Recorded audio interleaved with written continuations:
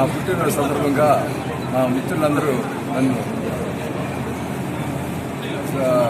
Happiness ఇవ్వడానికి రావటం జరిగింది.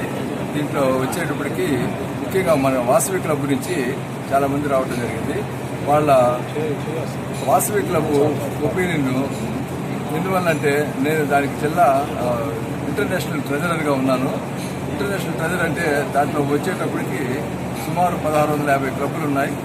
దాంట్లో వచ్చేసి వాసవిలో నెంబర్స్ వచ్చేసి 80,000 మంది నెంబర్స్ ఉన్నారు. ఈ సంవత్సరం 1,00,000 మంది నెంబర్స్ అవుతారు.